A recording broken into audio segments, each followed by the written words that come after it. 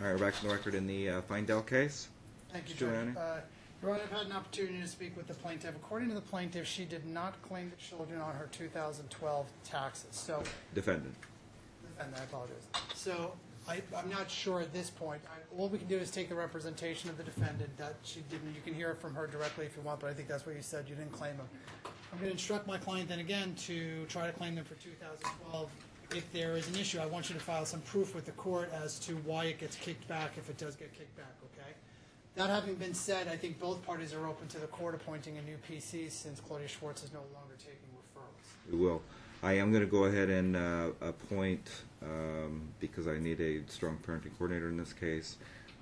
Now that she is not doing it, probably my next strongest one would be Amanda Roberts, Attorney Amanda Roberts, which I don't believe she's been in this case. Have either one of you had her before? Okay. So we will appoint her as the parenting coordinator in the case. Okay. We will issue a new order by the end of the day. And are you withdrawing after the hearing, Mr. Giuliani? So you want it sent to him? Correct. I'm okay. So we will send you both out in the mail copies of the new parenting coordinator. In fact, Marshal Bill, if you want to go ahead and write Miss Roberts' name and number down for Mr. Feindel, I need you to let her know she's a new parenting coordinator in your case, and I would hope that you'd set up an appointment within the next week. Okay? Okay, and is the court's order then as far as payment of Miss Roberts' fees, is that?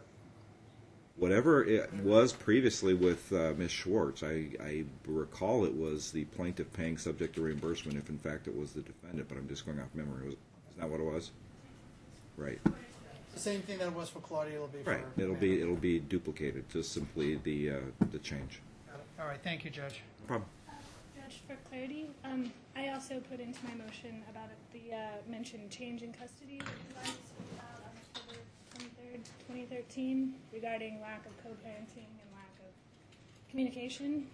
Can you address that? I've read through your emails and stuff.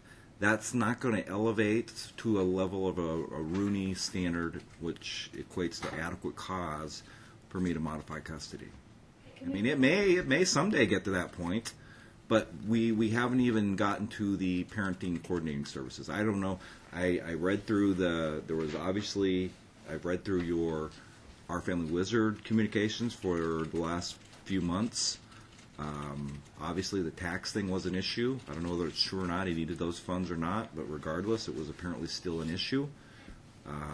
So now it's rectified. But even what's been going on would not rise to the level of me modifying custody. I understand. Can we put some language into the parenting coordinator order that she is able to review that and make recommendations regarding that? She can make recommendations. They're not binding on the court. She can't modify it herself, but there's absolutely a checkbox where she could make that recommendation. If she sees that that one person is more of a problem than the other. That's the purpose of that. I think we should just leave the discretion to the PC at this point and make recommendations. I would like some clarity, though. And further, is there a timeline, because we've now been 4 months since the last hearing where he was ordered to pay? Is there a timeline? I'm ordering him within the next week. You now have her number? Correct. Okay. The next week. Do you understand that? Yes. Okay. If it doesn't happen in the next week? Then draft me an order, do the order show cause, and we'll deal with it again. Do I expect to see the Feindels back in my court again? Unfortunately so. All right, you guys have a good day.